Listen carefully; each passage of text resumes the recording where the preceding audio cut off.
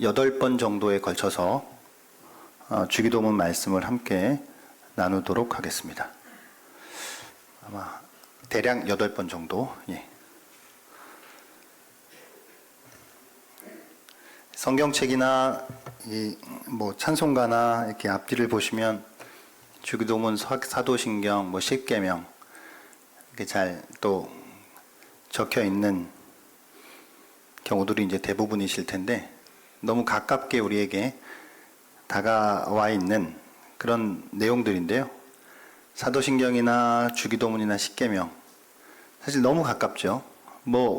대략 이걸 모르시는, 좀 교회를 좀 다니셨다라고 한다면 이걸 모르시는 분들은 거의 없으실 겁니다. 그렇지만은 사실은 그런 것에 더 함정이 있기 마련이죠.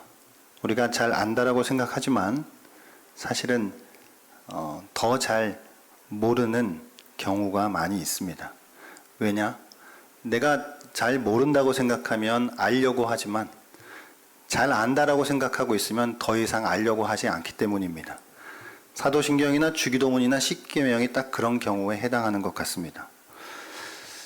우리가 기독교를 이야기할 때 흔히 믿음, 소망, 사랑이라고 하는 세 가지의 덕목들을 이야기하죠. 믿음, 소망, 사랑. 기독교가 믿는 것이 무엇인지, 믿음이 무엇인지, 기독교는 무엇을 소망하는지, 기독교는 어떻게 사랑을 실천하는지, 이 세 가지에 대하여서 기독교 역사는 사도신경과 주기도문과 십계명을 통해서 교회에서 그것들을 가르쳐 왔습니다. 기독교가 믿는 믿음에 대해서는 사도신경을 통해 그것을 가르쳐 왔고, 기독교가 소망하는 것에 대하여서는 주기도문을 통해서 가르쳐 왔으며, 기독교의 실천 덕목에 대하여서, 기독교의 사랑의 행함에 대하여서는 십계명을 통하여 가르쳐 왔습니다. 그러므로 우리가 도대체 무엇을 믿는 것이며, 우리는 도대체 무엇을 바라는 사람들이며, 또한 우리는 도대체 무엇을 행하는 사람들인지에 대한 것에 대하여 사도신경과 주기도문과 십계명을 통해 정확하게 우리는 확인할 수 있는 것이죠. 그래서 이 세 가지는 교회사 2000년 역사 동안에 너무나 중요했습니다.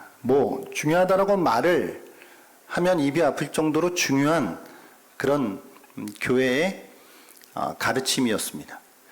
그래서 이제 이 사도신경, 주기도문, 십계명, 앞으로 기회가 된다면 이 세 가지들을 좀 함께 또 살펴볼 텐데, 그냥 다른 말로 하면 기독교 신앙이죠. 이제 신앙, 믿음. 또 하나는 기독교의 비전이겠죠. 기독교의 비전. 또 하나는 기독교의 윤리일 것입니다. 그러니까 믿음, 소망, 사랑을 다른 말로 표현하면 신앙, 비전, 윤리, 이렇게 또 표현할 수 있을 것입니다. 예수님 이후에 교회가 세워지고 초대교회 때로부터 시작해서 보통 교회는 교회로 들어오는 그 입문자들, 이 입교자들, 다시 말하면 세례자들이죠. 이 세례를 희망하는 사람들을 교육하던 교과 내용이 있었는데, 그 교과 내용의 핵심이 바로 사도신경과 주기도문과 십계명이었습니다. 그러니까 세례를 받기 원하는 사람은 일정 기간 동안에 예비 신자로서 교리문답, 교리에 대한 것들을 묻고 답하는 방식으로 공부를 해왔었던 것인데, 그렇게 신앙 교육을 하던 것이 교회의 일반적인 관례였습니다. 이게 보통 교육 기간이 세례를 받으려고 한다면 대략 한 2년 정도를 교육을 받아야 세례를 받아 교회 안에 입교인이 되는 것이었죠.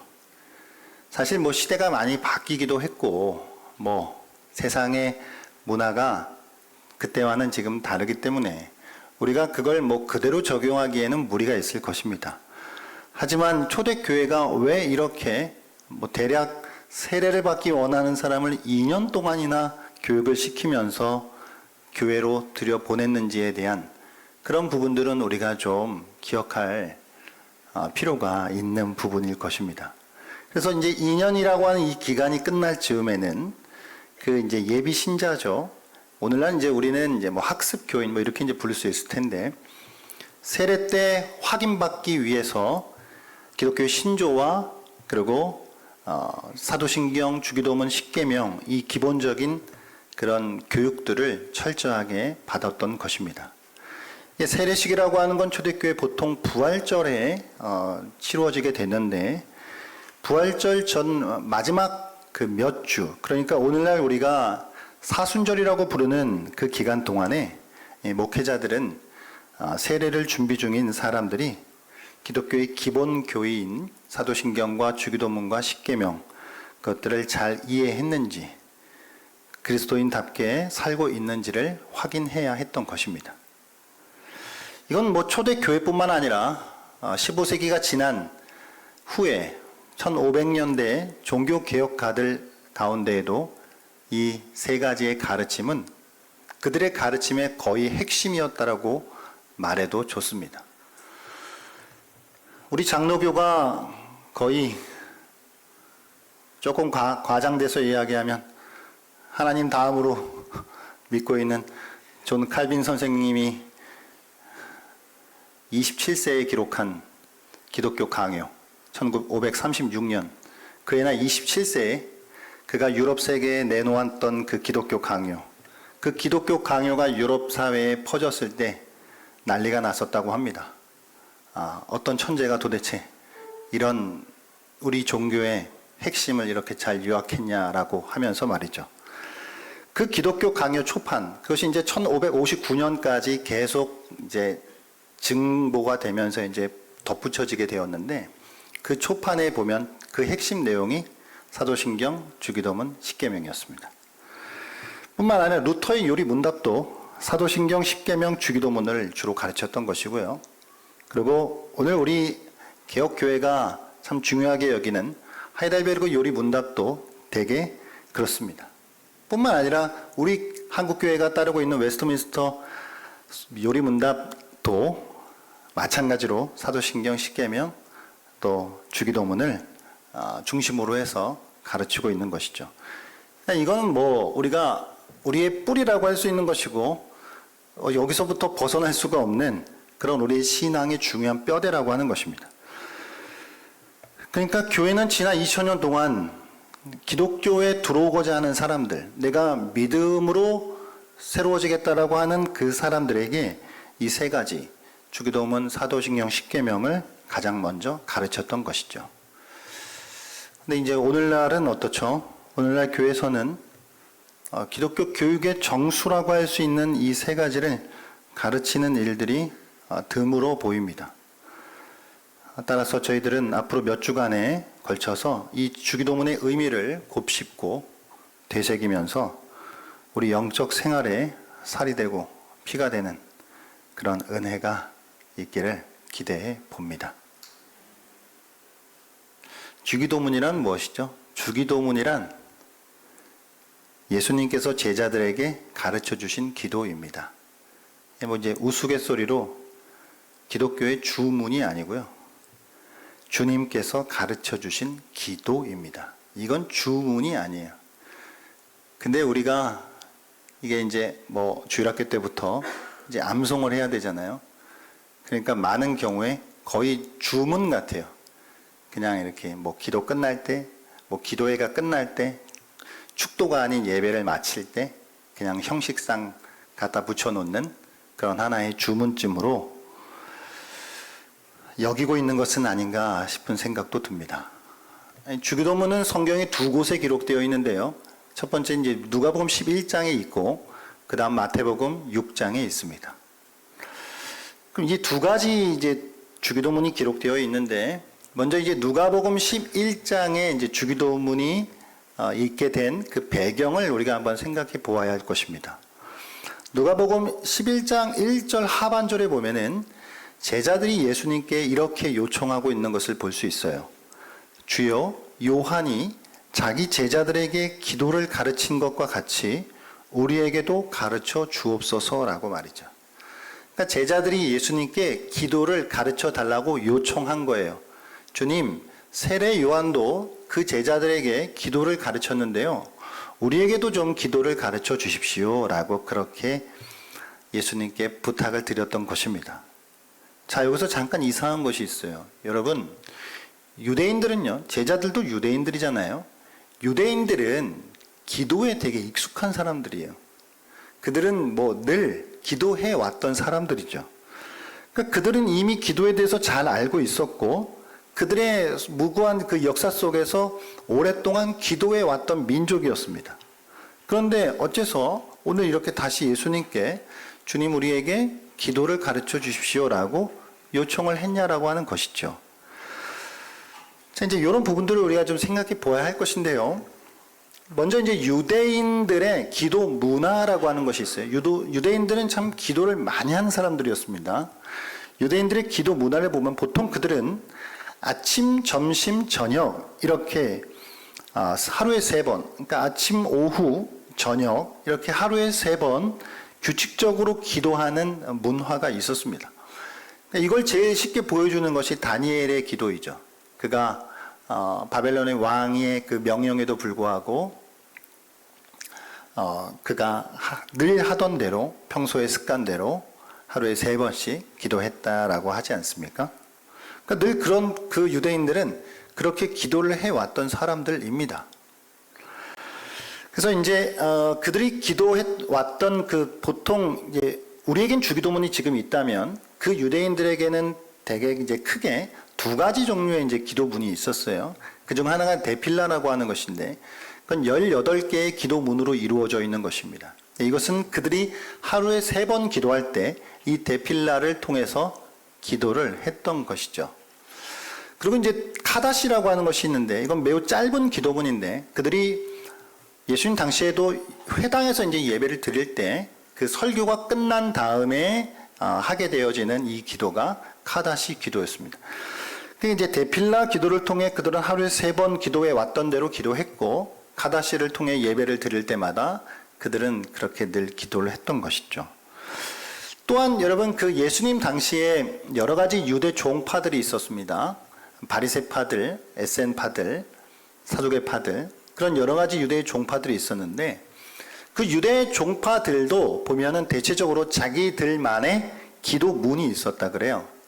그러니까 바리새인들은 바리새인들만의 바리새파의 기도문, 사두개인들은 사두개파의 기도문, 에센파는 에센파의 기도문, 이렇게 있었던 것이죠. 왜 그랬냐면 이 각 종파의 기도문이라고 하는 것은 사실 그 단체의 일종의 사명 선언문 혹은 비전 선언문과 같은 것이었기 때문입니다.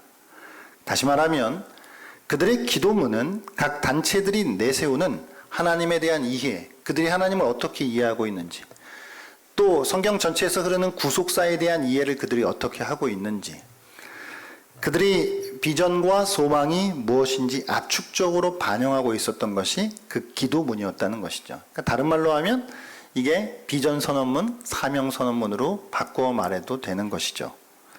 그랬기 때문에 당시에 이제 세례 요한의 제자들도 그들이 가지고 있었던 이 기도문이 있었던 거예요.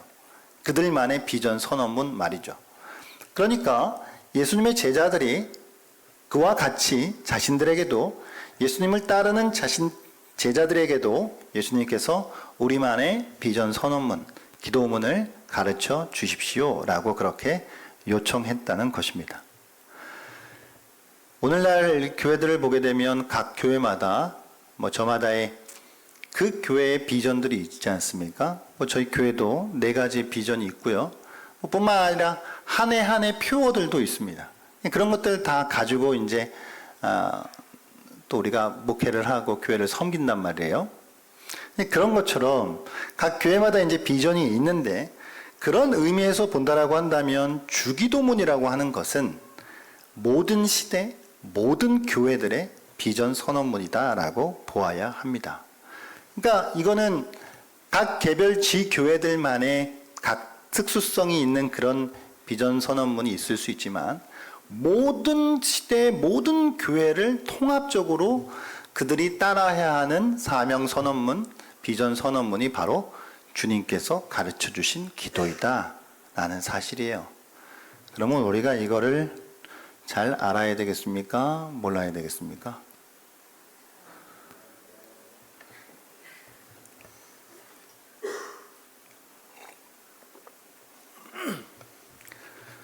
여러분들의 이 지루해하는 표정을 예상했습니다. 오늘날 교회가 교리문답, 기독교 교리를 가르친다, 교회사 전통을 가르친다, 막 그럴 때 일단 딱 마음에서 거부감이 딱 생기게 되죠. 제가 냉정하게 말씀드리면 정말 우리가 잘못 와도 많이 잘못 와 있는 거예요. 많이 잘못 와 있습니다. 어떤 사람들은 그런 이야기를 해요. 신앙이라고 하는 게 그렇게 뭘 자꾸 공부해서 머리만 키워지면 되겠냐고, 실제로 잘 살고 행해야지. 제가 냉정하게 묻겠습니다. 여러분들이 정말 그만큼 머리가 많이 커지셨습니까? 우리 지금 누구도 우리의 신앙을 방해할 만큼 머리가 그렇게 커지지 않았습니다. 제가 주기도문 준비하면서 많이 좀 깨진 부분이 있는데 뒤에서 좀 나누겠습니다.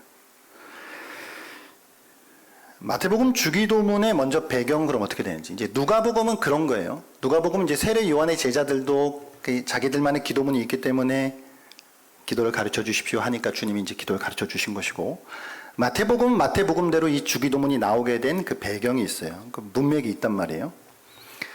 이제 이 주기도문은 어디에 있냐면, 얼마 전 저희가 이제 팔복을 보았잖아요. 팔복. 그 팔복이 어디에 있죠? 산상설교에 있습니다. 그러니까 예수님 가르침의 거의 정수라고 할 수 있는 마태복음 5장, 6장, 7장 그 산상수훈, 산상설교. 거의 예수님의 가르침의 압축이고 가장 핵심이라고 할 수 있는 산상수훈이에요. 이 산상설교 그 정 가운데 이 주기도문이 있어요.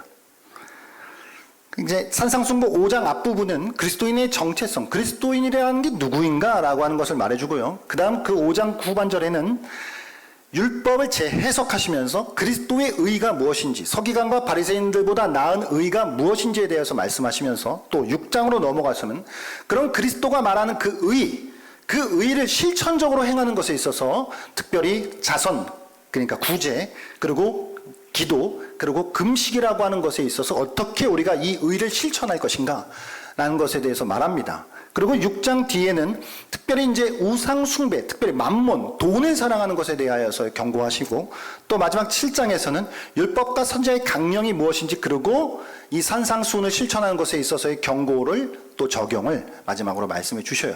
이 산상수훈 전체 구조 속에서 5장, 6장, 7장이 산상수훈인데요. 이 6장, 이 가운데 있죠. 이 6장 중에서도 자선, 그러니까 구제, 기도, 금식, 이 세 가지의 실천적 항목에 대한 의를 말씀하시는데, 구제, 기도, 금식 세 가지, 셋 중에 가운데가 기도예요. 그 기도 가운데가 바로 주기도문이에요. 그러니까 마태는 아마도 매우 의도적으로 산상수훈의 이 구조적인 배치를 하면서 이 주기도문이라고 하는 것을 그 산상수훈 정 가운데다가 배치해 놓음으로써 그것이 그 산상수훈을 지탱해주는 받침대가 된다라고 하는 걸 우리에게 말해줬는지도 모릅니다. 자, 그러면 이제 이 6장에서 기도에 대한 가르침을 하시면서요, 예수님이 뭘 말씀하시냐면 먼저 잘못된 기도가 뭔지에 대해서 이야기해요. 잘못된 기도. 그래서 두 가지를 이야기하는데, 하나는 보통 유대인들, 그러니까 외식하는 사람들이요, 보여주기식 기도. 그러니까 유대인들은 막 가다가 시장 어기 막 길목에서 갑자기 무릎 꿇고 막 하늘을 향해 두 손을 들고 막 기도해요. 막 이들은 그러니까 이거는 하나님께 드리는 기도인지 사람에게 드리는 기도인지 분간이 안 될 정도로 외식하여 보여주기식의 기도를 했다라고 하는 것이죠. 이게 보통 유대인 외식하는 사람들의 기도였어요. 그러니까 이 기도가 얼마나 잘못된 것인지, 그래서 골방에서의 기도를 가르치시고요. 그 다음 두 번째는 이방인들의 기도에 대해서, 잘못된 기도에 대해서 가르치셔요. 이방인들의 기도의 특징은 중언부언한다 그래요. 그러니까 자꾸 같은 말을 계속 반복하는데, 이거는 같은 말을 반복했다라고 하는데 문제가 있는 게 아니라, 그러니까 무슨 뜻인지를 모르고 주문을 외우듯 계속 그냥 반복해서 기도한다라고 하는 건데, 이 속에는 어떤 뜻이 있는 거냐면은, 지성이면 감천이라고 하는 우리 이 방식이 여기에 묻어져 있는 것이죠. 그러니까 기도를 어떤 내용을 기도를 하든 내가 어떤 마음으로 하나님 앞에 기도를 하더니 중요한 것이 아니라 그냥 어쨌든 기도의 시간을 채우면 그만인 것이고 내가 이렇게 하나님 앞에서 이렇게 기도하는 것으로 인해서 그 하늘을 울려서 내가 원하는 것을 얻어내고자 하는 식의 기도가 이방인의 기도, 중언부언의 기도라고 하는 것이죠. 이게 얼마나 잘못됐는지에 대해 주님이 말씀하시면서 그 다음에 그래서 주님이 가르쳐 주신 기도가 무엇인지 너희는 이렇게 기도하라 라고 하는 거예요.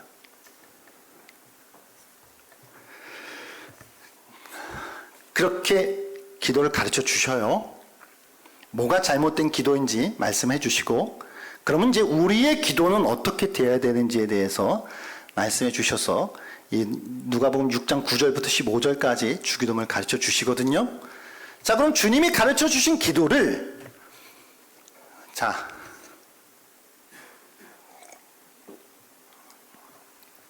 이게 잘 한번 들어보셔야 돼요. 이거 되게 중요한데요.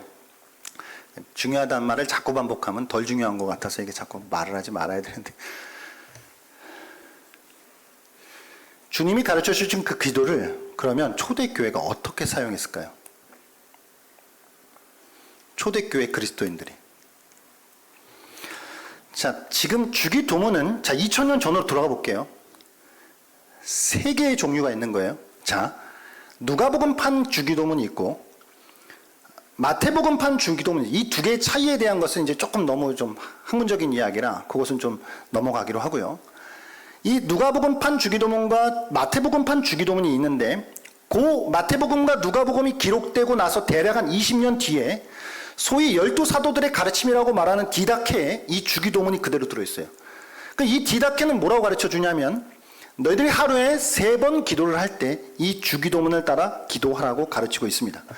그러니까 초대교회에는 크게 3가지 종류의 주기도문이 있었던 것이죠. 누가복음판, 마태복음판, 디다케판. 이 3가지의 종류가 있었던 것인데요. 왜 이런 차이가 있었냐라고 하면 아마 이거는 정확하게는 알 수 없지만 대체적으로 그냥 이렇게 이해를 하시면 좋을 것 같아요. 처음에 주님이 가르쳐 주신 기도는 있었을 거예요. 분명 그 기도가. 그런데 그것이 구전으로 전해지다 보면서 마태와 누가와 그리고 디다케 조금의 또 편집들을 통해 그것이 기록이 되었을 것이다 라고 추정해 볼 수 있을 것 같아요. 그러니까 초대교회 그리스도인들은요, 이 주기도문을 그들이, 자, 이건 유대인들 이야기가 아닙니다. 그냥 유대교인들의 이야기가 아니에요. 초대교회 그리스도인들이 이 어떻게 기도를 해왔는지를 말씀드리는 거예요. 아침 기도 때 한 번, 저녁 식사 기도 때 한 번, 이렇게 그들은 아침과 저녁에 이 주기도문을 기도하고 그러고 그 하루 중간 어느 시간 자기들이 또 시간을 구별해서 하나님 앞에 또 기도를 드렸어요. 그러니까 유대인들이 하루에 3번 기도하듯 초대교회 그리스도인들도 그게 유대인이든 이방인이든 상관없이 그들은 하루에 3번 이렇게 기도를 했다고 해요. 그러니까 그런 그 기도를 공동체적으로 회당에 모여서 기도를 한 것인지 아니면 자기들이 있는 그 곳에서 개인적으로 기도를 한 것인지는 정확하게 몰라요. 하지만 대체적으로 여러 기록들을 조사해 보니 아마 아침과 저녁은 모여서 기도했을 가능성이 크고 그 중간에 있는 기도는 자기들이 있는 곳에서 기도했을 가능성이 커 보입니다. 어쨌든 중요한 것은 그들은 하루에 3번 시간을 구별해서 하나님 앞에 나와 기도했고 그들의 기도의 기초가 주기도문이었다라고 하는 것이죠. 그렇다라고 한다면 이게 정말 우리한테 이게 2000년 전 뭐 오늘날 나는 뭔 상관이야 이렇게 생각하면 전 답 없는데 이게 정말 우리 기독교 신앙의 뿌리라고 생각할 때 이게 얼마나 우리에게 중요한지는 계속 입이 아픈 이야기인데요. 하루에 3번씩 기도를 해오는 초대교회의 문화가 1세기, 2세기, 3세기까지 이어져 오고 이제 4세기로 넘어가면서 4세기에 무슨 일이 생기냐면 로마가 기독교를 엄청나게 박해합니다. 그러면서 이제 4세기 중반 넘어가면서 4세기 후반에 기독교가 로마의 국교가 되죠. 이제 그런 일련의 과정들을 통해 대개 기독교가 제도화가 돼요. 그 전까지 그리스도인들은 보통 그래 왔듯 하루에 3번 그렇게 기도했습니다. 그러다가 그것이 조금 더 확장되어지면서 하루에 7번까지 늘어나요. 하루에 7번까지 늘어나는데 이렇게 되면서 로마 국교화 이후에 이제 기독교가 되게 제도화되고 그리고 이때쯤 수도원주의 운동이 확산되어지면서 이 하루 7번 기도는 거의 수도사들의 전유물이 되어버려요. 그러니까 일반 평신도들은 그냥 여기서부터 약간 열애된 것 같은 그런 어떤 이렇게 분위기들이 형성이 되었다라고 하는 것입니다. 그러니까 오늘 이게 7번씩 막 확장되어지고 뭐 이런 거보다는 어쨌든 초대교회는 주님께서 가르쳐 주신 그 기도를 중심으로 그들이 계속 기도해 왔고 하루에 3번씩 때로는 아침 시작하기 전에 어떤 일을 하러 나아가기 전에 가능하면 또 말씀을 공부하고 말씀을 가르쳐 주는 사람이 없다면 스스로가 성경을 읽으면서 그렇게 그들은 하루를 시작하고 또 하루의 중간에 어느 때에 또 그들은 하나님 앞에 나가 기도하고 또 하루를 마무리하는 그 저녁 시간에 그들은 모여서 식사의 교제를 나누며 이 기도를 했다라고 하는 거예요. 사랑하는 여러분, 우리가 보통 그 기도를 하는 것에 있어서 어려움을 느끼는 이유가 뭘까요? 그것은 우리가 하나님에 대해서 막연하게 알고 있기 때문이에요. 우리는 하나님이 살아계시다는 것과 그분이 인격적이라고 하는 사실, 그리고 그분이 선하시고 온 우주 만물을 주관하신다라고 하는 사실이요. 그것을 믿어야 합니다. 뿐만 아니라 그분이 바로 우리 한 사람 한 사람에게 관심이 있다라고 하는 것을 확신해야 해요. 그래야 우리는 바르게 기도할 수 있습니다.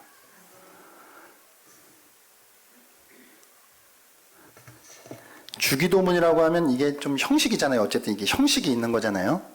그럼 이게 형식에 있는 기도이기 때문에 우리가 주기도문으로 기도합시다 하면 어떤 분들은 이렇게 생각할 수 있어요. 너무 매어 있는 거 아니냐. 우리의 기도는 자유롭게 해야 되는 거 아니냐. 이렇게 생각할 수 있죠. 자, 우리가 이제 교회에서 이제 주일학교 이렇게 청년생활 이렇게 보내시면서 이런 이야기 자주 듣잖아요. 기도는 호흡이다.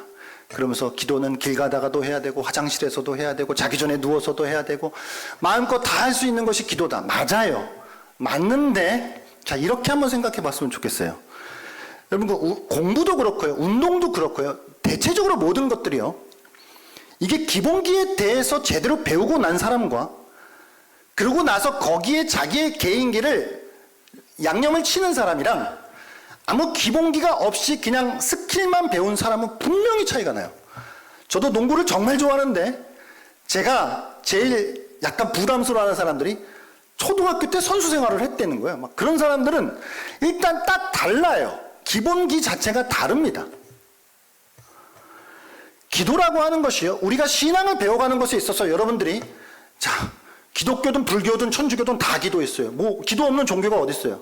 그러니까 어느 곳에 오셔든지 여러분들은 그냥 기도하실 수 있어요. 오늘날 밖에 있는 불신자가 여기다 갖다 놔도 그냥 기도할 수 있습니다. 그런데 그 기도가 바른 기도일까요?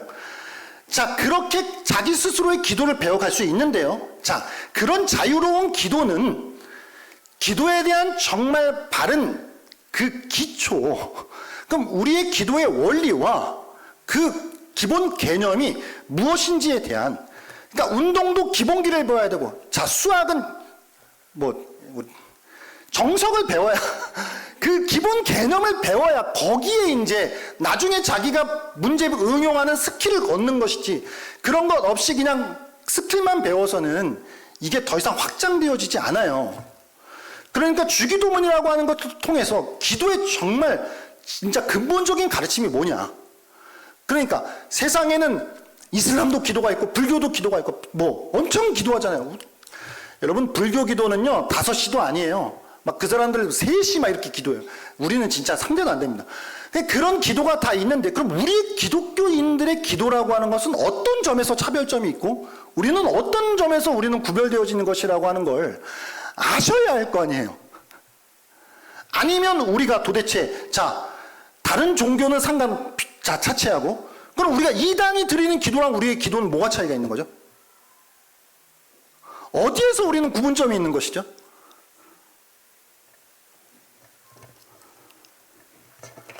하나님의 뜻을 계시해 주시고 전달해 주신 예수님의 말씀을 잘 실천하는 것이 하나님 나라 백성된 그 제자들, 예수님의 제자들의 도리인 줄 믿습니다.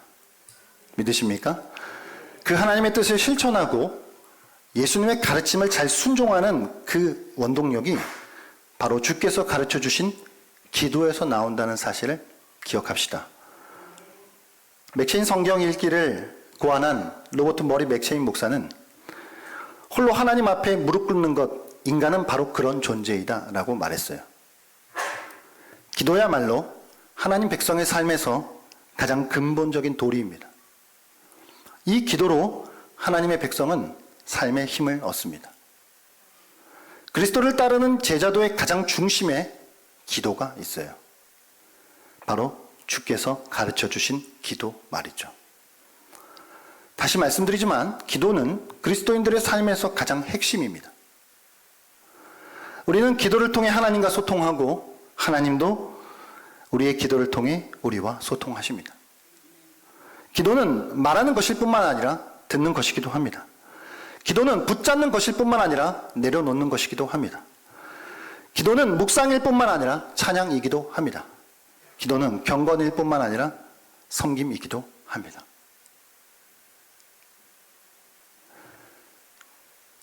제가 신앙생활을 해가면서 이 풀리지 않는 그 저의 고민거리가 하나 있는데, 하나님, 난 좀 말씀대로 순종하고 이 세상의 정욕과 죄와 싸워서 이기는 삶을 살아가고 싶은데 왜 도대체 그렇게 삶을 살아가지 못하는 것이죠? 왜 이렇게 쉽게 넘어지고 죄에 늘 어떤 유혹에 넘어가는 것이죠? 왜 하나님 앞에서 더 거룩하고 경건한 삶을 살아가지 못하는 것이죠? 마치 하나님께 책임이 있는 듯 막 물어요. 그런데 제가 그 답을 얻었단 말이죠. 기도를 안 해서 그래요.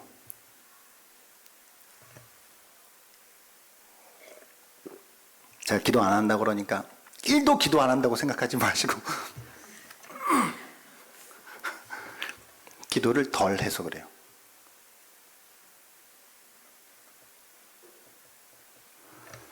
기도를 덜 하면서 기도를 덜 하면서 경건한 삶을 살아가기 원하고 기도를 덜 하면서 거룩한 삶을 살아가기 원하는 건 뭐랑 똑같은 거냐면요. 인스턴트 음식만 인스턴트 음식만 매냥 먹어대면서 건강하게 바라는 거. 시속 180km, 200km로 달리면서 안전을 바라는 거. 삼시세끼 폭식을 하면서 다이어트를 바라는 것과 같아요. 그러니까 이게 얼마나 말이 안 되는 이야기를 하고 있느냐는 거죠, 우리가. 기도를 하지 않으면서 경건하게 살게 해달래요. 기도를 하지 않으면서 거룩하게 살게 해달랍니다. 기도를 하지 않으면서 그리스도의 말씀에 순종하게 해달래요. 그러니까 말이 안 되는 걸 구하면서 하나님께 책임을 묻고 있어요. 제 얘기가 시작이고 여러분들도 크게 다르지 않을걸요?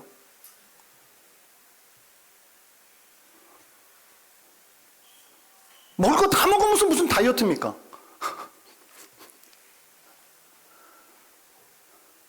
자, 초대교회 그리스도인들이 하루에 3번씩 기도했답니다. 아침 시작하면서 눈을 뜨자마자 기도하고, 일과 중에 하루 시간을 떼어서 기도하고, 저녁 일과를 마치면서 하나님 앞에 기도했대요. 제가 묻습니다. 여러분 얼마나 기도하시죠? 자, 2000년 전에 비해 오늘날 문화가 바뀌었죠. 시대가 바뀌었어요. 오늘날 우리는 너무 많은 유혹되는 환경에 노출되어서 살아가는 거 맞아요. 자, 그 모든 거 다 내가 받아서 양보한다 한들, 그러면 여러분들께서는 도무지, 그러면 새벽 기도 안 나오셔도 좋고 저녁 기도 안 드리셔도 좋아요. 그러면 하루 일과 중에 어느 때 얼만큼 기도하시죠? 기도를 해야 된다라고 하는 걸 말하는 것과 기도를 해야 된다라고 하는 걸 아는 것과 진짜 기도하는 건 다른 문제예요. 오늘날 많은 사람들이 기도해야죠, 기도해야 맞지요 라고 말은 많이 해요. 그렇지만 실제로 기도하는 사람은 적다고요. 그렇게 기도 안 하면서 경건하게 살기를 바란다는 말은 이제 말이 안 되는 이야기를 하고 있는 거예요, 저희가 지금. 이게 율법입니까? 이건 율법과 완전히 다른 이야기예요. 이 율법을 이야기하는 게 아니에요. 우리가 하나님의 뜻대로 살아가기 위해 적어도 그렇게 기도에 힘쓰지 않으면서 말만 거룩하게 살아가길 원한다고, 말만 경건하게 살아가길 원한다라고 하면, 이게 진짜 말이 안 되는 거예요. 제가 이게 말이 안 되는 걸 하고 있었더라고요.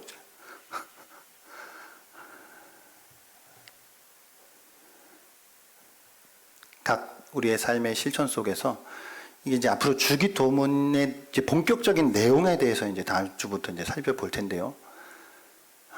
먼저 일단 주님은 우리에게 너희는 이렇게 기도하라 하셨고, 교회 역사가 이 주님의 기도의 가르침을 통해 어떻게 기도해 왔는지, 우리의 삶에 있어서, 우리의 경건에 있어서, 우리의 섬김에 있어서, 우리의 묵상에 있어서, 우리의 찬양에 있어서 이 기도가 얼마나 힘이 되어야, 기초가 되어야 하는지, 근간이 되어야 하는지, 이 사실을 우리가 좀 다시 한번 좀 무겁게 이 사실을 좀 받아들이시면서 기도 생활에 조금씩 회복이 일어날 수 있는 그런 저와 여러분 될 수 있기를 바랍니다.